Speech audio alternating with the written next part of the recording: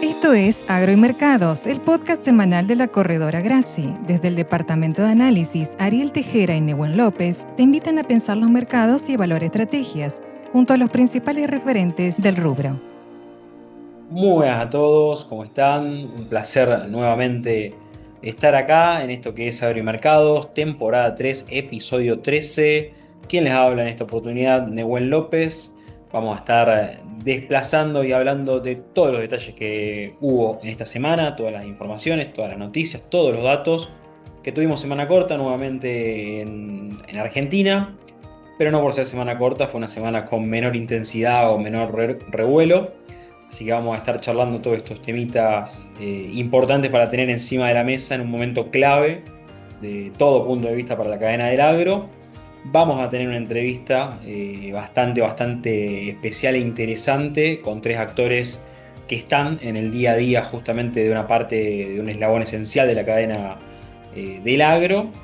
Y fundamentalmente son tres personas habitués, pero más allá de eso son personas que están día a día con datos de oferta y de demanda, así que no les voy a adelantar más, pero realmente es una entrevista para tener de cerca, seguir con todos los detalles que nos van a dejar, muy fino, interesante a la hora de tomar decisiones, así que no les adelanto más, pero vamos a encaminar justamente el resumen de la semana.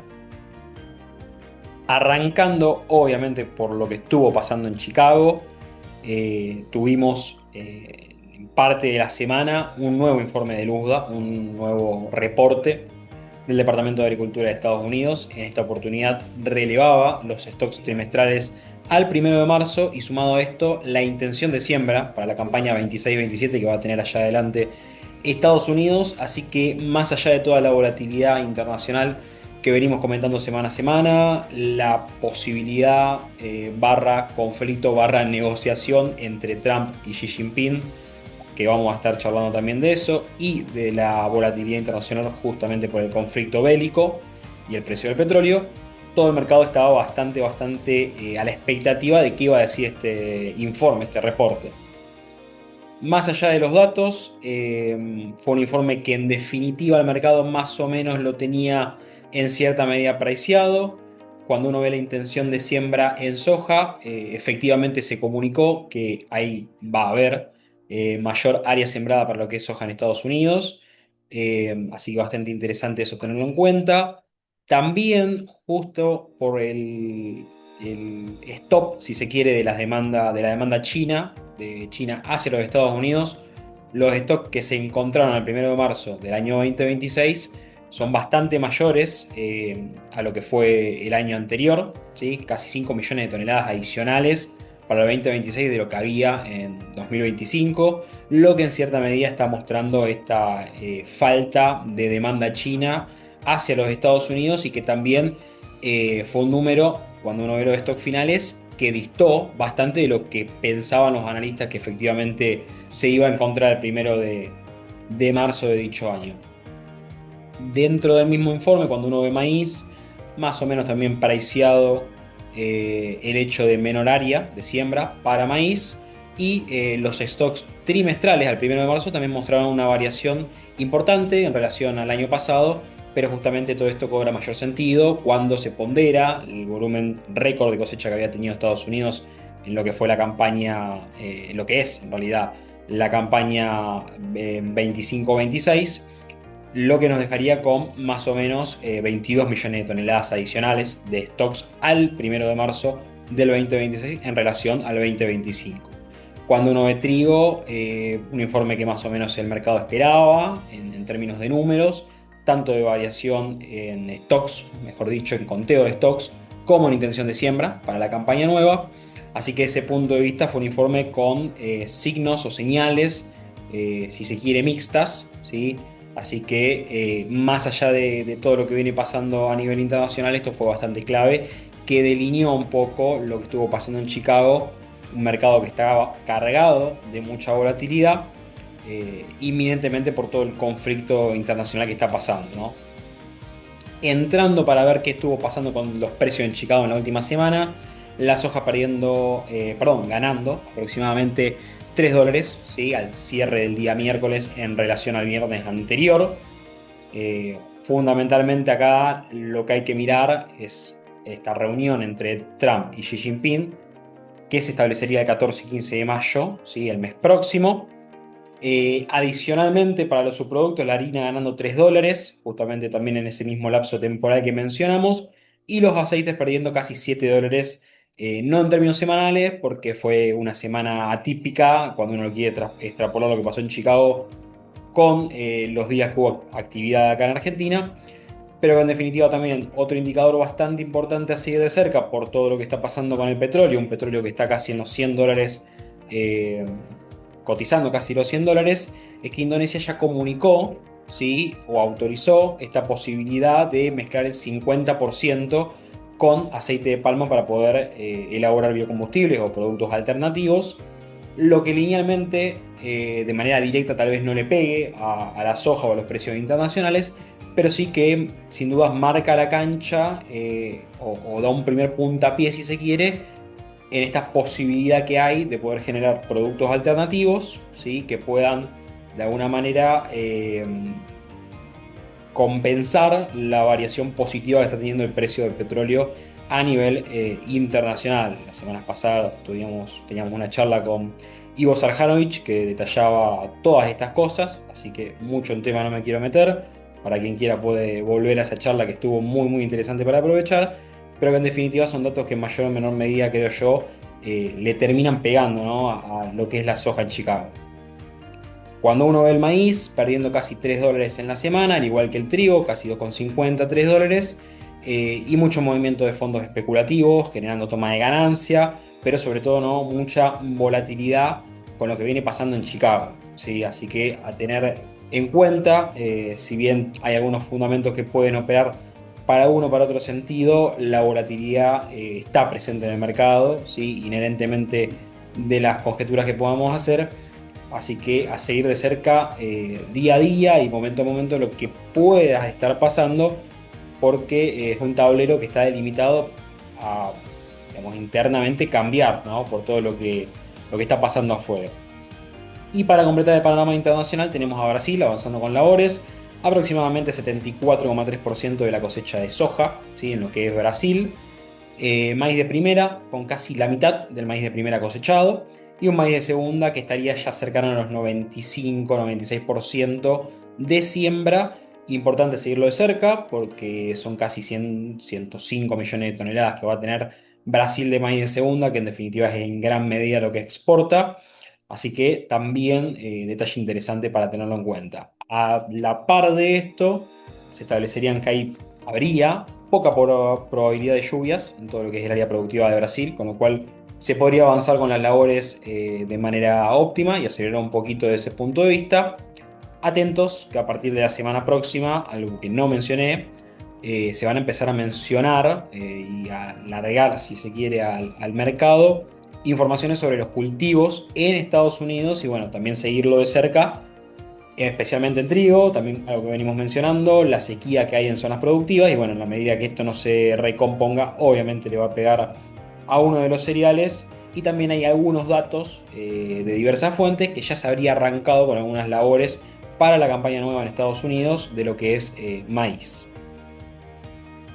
Para completar datos de la semana, ¿sí? Que me parece interesante e importante, a lo largo de la semana salió un informe de la Bolsa de Comercio de Rosario sobre las exportaciones agro del primer trimestre para los principales granos y derivados, así que durante el primer trimestre del año, el 2026, es decir, enero, febrero y marzo, estaríamos cercanos a las 29 millones de toneladas en términos de exportación, ligeramente superiores a lo que fue el año pasado, que más o menos rondó los 24 millones de toneladas, que de todas maneras es un volumen notable, hasta diría récord de los últimos 20 años, y importante porque en cierta medida también podría delimitar o dar una idea de la liquidación de divisas, ¿sí? Que podría tener el país a lo largo del año. Liquidación de divisas que también tuvimos dato de lo que fue el mes de marzo, que alcanzó casi los 2.000 millones de dólares. Así que interesante y activo desde ese punto de vista.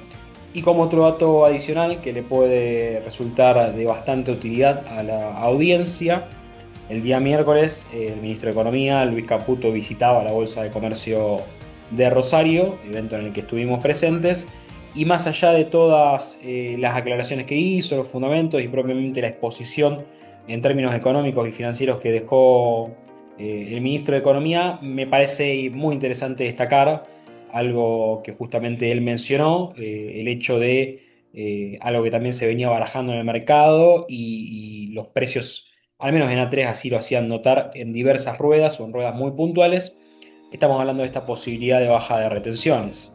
Y trayendo textualmente lo que el ministro aclaraba, era la necesidad, ¿sí?, de bajar retenciones siempre y cuando en la medida que el superávit fiscal no se negocie y eso no se vea sacrificado. Así que importante tener en cuenta estas declaraciones del ministro en un tema que es vigor y que obviamente afecta a toda la cadena productiva y nos tiene bastante a tiro, si se quiere, de nuevos informes o nuevas posibilidades.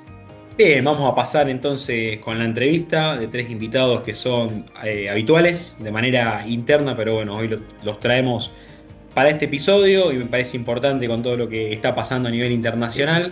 Así que los recibimos a ellos: Federico López, Adolfo Mesa y Matías Fontana. Ellos son operadores de bolsa de Grassi S.A. ¿Qué tal, chicos? ¿Cómo están? Hola, Nehuen, muy buen día. Gracias por la invitación. Antes que nada, realmente es un lujo estar acá. Gracias, Nehuen. No, por favor, el lujo es nuestro tenerlos acá, que ustedes están con todo el panorama ahí palpable encima, con la actualidad, con todo lo que viene pasando en términos de oferta y de demanda y de actividad. Así que, bueno, vamos a ver qué podemos sacar de este diálogo, ¿no? Escenario volátil. Escenario volátil, sin lugar a dudas, desde el inicio de año, de marzo sobre todo.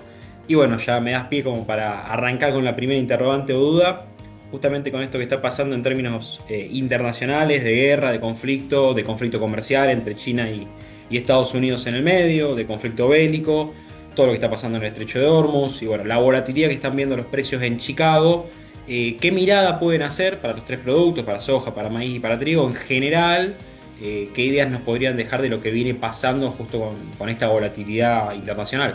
Sí, correcto. Es un escenario, te diría, de bastante incertidumbre en términos internacionales. Primero, hoy por hoy la cuestión yo creo que básica es la del Estrecho de Hormuz, el conflicto geopolítico Estados Unidos, Israel e Irán, que yo creo que es el factor que más está pegando los aceites vegetales. Uh-huh. En realidad el petróleo, ya que en el Estrecho de Hormuz el 20% del comercio mundial pasa por ese estrecho, entonces termina pegando en energía, en el petróleo, y a su vez en los aceites vegetales, que es el sector que a nosotros más nos viene pegando. Por otro lado, ya veníamos con algunas cuestiones geopolíticas por Rusia y Ucrania, que afectó el aceite de girasol, y ya veníamos con commodities calientes a nivel mundial de antemano. Uh-huh. Ya teníamos también la cuestión de los cortes de los biocombustibles, uh-huh, de los mandatos. Casualmente ayer en Indonesia se aumentaron del 40 al 50%. Tal cual. Entonces tenemos factores de demanda en términos internacionales que terminan pegándonos positivamente en los precios. Pero bueno, esto del lado de los precios. Después del lado de los costos también podemos llegar a tener un inconveniente, obviamente, porque aumentan los costos de transporte, aumentan los costos de producción, fertilizantes, insumos y demás. Entonces hay que hacer un análisis, un trade-off entre estas dos cuestiones, de precio y costo. En principio parecería que vienen ganando los precios, pero bueno, son cuestiones a tener en cuenta. Y hay que ver cómo se sigue desarrollando el conflicto. Sumándole a esto también, veníamos con algunos problemas productivos en el aceite de palma, que es el 35% del comercio mundial, uh-huh, que también le da un driver al alcista del mercado. Así que yo creo que en términos internacionales el escenario es optimista. Por otro lado, uno, haciendo un análisis más general, diría que cuando aumenta la demanda de aceite, uh-huh, deberíamos en el mundo por lo menos tener una sobreoferta de harina. Ajá. Porque obviamente poroto está compuesto de harina y aceite. Cuando uno tiene exceso de demanda de aceite, tenés un exceso productivo de harina. Pero ¿qué pasa? En Asia se está demandando mucha harina para consumo animal, en Europa, asimismo. Entonces tenemos un escenario de firmeza en ambos subproductos, que son los productos que más exporta Argentina, ¿no? Tal cual, tal cual. Interesante este repaso fundamental que haces a la hora de la molienda. De si bien está la demanda latente de una pata de la mesa, si se quiere, hay un sobrante y cómo influye ese sobrante o esa Claro, producción, digamos, adicional. Es muy exacto. interesante. Y por el lado de los cereales, les pregunto también, chicos, ¿qué perspectivas hay? ¿Qué miradas hay? Bueno, de hecho, Argentina, y ya nos vamos a meter en eso, va a tener un volumen bastante importante este año. Brasil también acompaña en cierta manera. ¿Qué están viendo de cara más a maíz y bueno, un poco con trigo tal vez? Bueno, arranco con el maíz. Se observa un mantenimiento de los precios bastante interesante. Ujú, Más allá de que arrancó en muy buena forma la cosecha, algo ujú, adelantada, en marzo. Ya a esta altura deberíamos ir más o menos en el 20% de avance de cosecha ujú. y un poco ayudado por los precios, por la guerra. eh, en el mercado local se mantuvieron muy firmes los precios hace ya de 2 o 3 semanas, que lo que es entrega abril-mayo prácticamente siempre hubo algún comprador que convalidó precios muy cercanos al término, en donde sale oferta genuina y donde los intermediarios hacen volumen. Así que por ese lado se generó un mantenimiento de los precios. Da la sensación que los exportadores entraron a la cosecha algo vendidos Ajá. y actualmente están cubriendo eh, ese volumen. Mencionando además que actualmente, y desde que comenzó la guerra, no hay muchas posibilidades de realizar ventas al exterior. Se están cubriendo ventas viejas, se está declarando muy fuerte, hay muchas declaraciones entre lunes, martes, seguramente hoy también veamos, la semana pasada se declararon 1 millón de toneladas. En DJ, a esta altura, si mal no recuerdo, hay 9 millones de toneladas. Bien.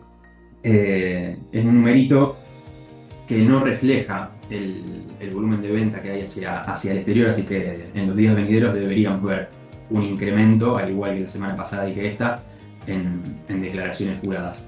Y para lo que es entrega junio, julio, no hay ventas prácticamente al exterior, las declaraciones que hay son marginales.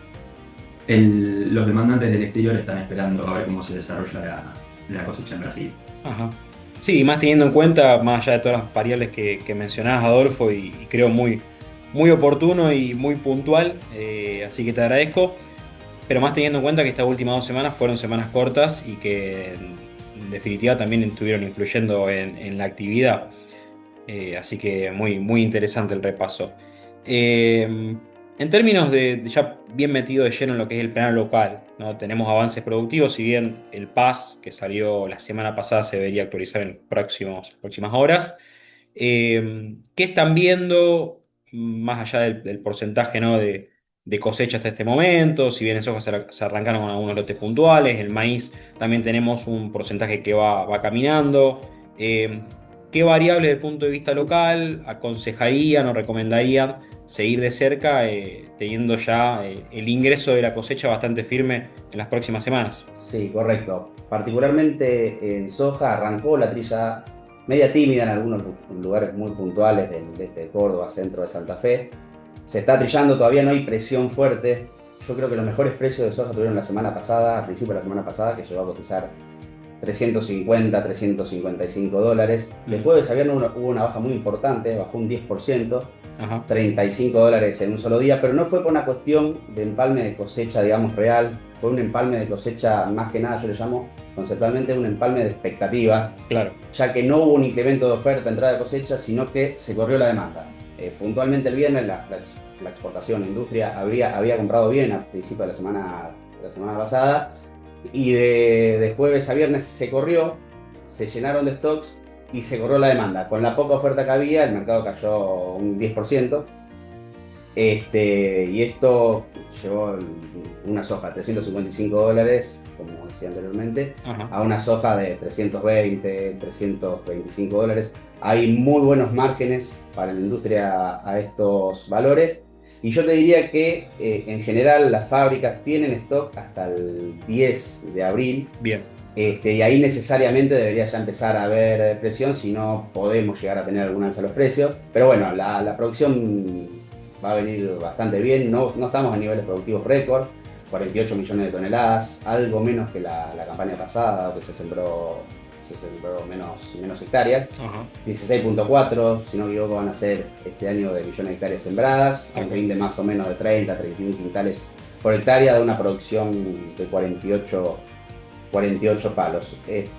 Otro tema elemental a comentar acá es la condición de los cultivos. De normal a bueno, excelente, estamos en el 83%.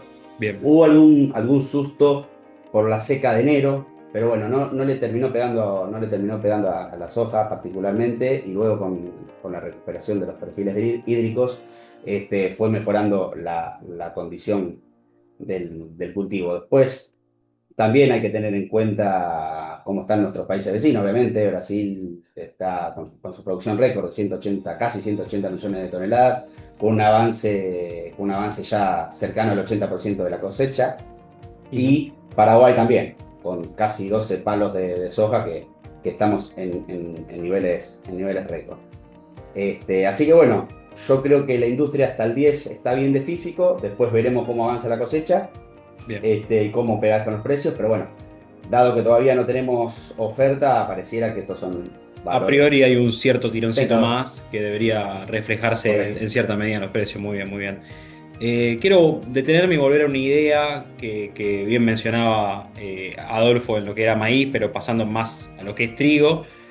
Tuvimos, recordemos, un volumen de producción récord en lo que fue Argentina.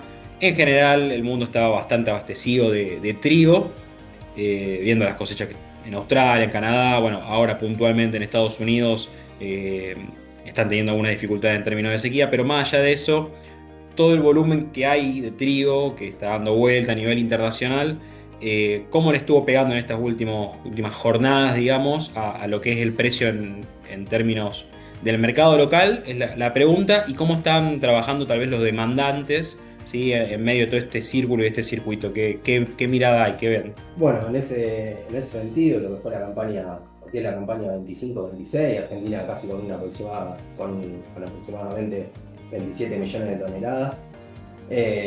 Tengamos en cuenta que 18 millones de toneladas por lo general se lleva la gente de la exportación. Tal cual. Llevan compradas aproximadamente 13 millones de toneladas, quedan pendientes de comercializar casi de 5 en esa cuestión.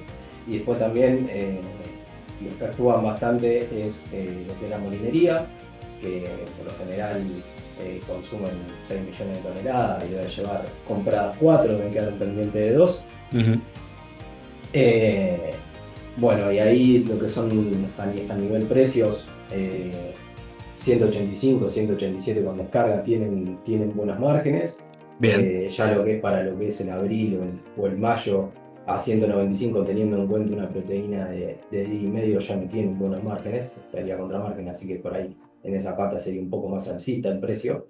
Ajá. Y por lo que es, ya se empezaron a ver precios de lo que es cosecha nueva. En noviembre, diciembre, enero, $220, cuando siempre los precios históricos fueron 210, 212 para las otras campañas. Ahí se llevan comercializadas aproximadamente 500.000 toneladas. Y un poco también lo que traído del ámbito internacional, creo que los costos impactan tanto por fertilizante como por combustible entre un 11% aproximadamente. Así que, y también el otro día leía una nota en donde hablaban un poco de los precios psicológicos que hacen a la venta. Claro. ¿Cuál es el precio de quiebre o el precio gatillo que le llaman? En su momento fue el 2.15, ahora el 2.20.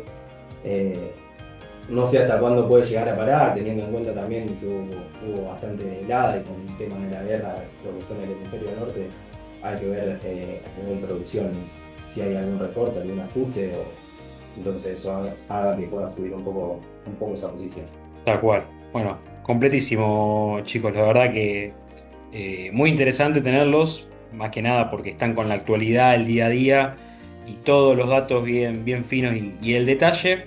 Así que una última pregunta, pero bueno, más que pregunta es lo que estuvimos conversando, pero en términos generales, un escenario, si se quiere, de mucha volatilidad, que hay que ir siguiendo lo que pase en términos internacionales y también lo que pase en el mercado local, pero que en general, creo yo, las oportunidades que aparezcan no desaprovecharlas porque estamos en un escenario bastante volátil, ¿no? Sí, sí, correcto.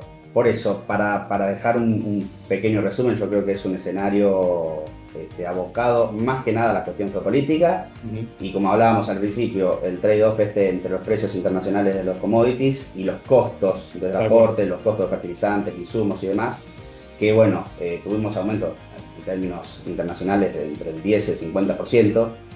La urea está muy complicada, por ejemplo. Yo creo que estos riesgos hay que tenerlo en cuenta, pero bueno, en general te diría que con una cosecha entrando, volúmenes récord en los 3 productos, podemos decir de que, sumado a esto, teniendo buenos precios, el escenario es bastante optimista, ¿no?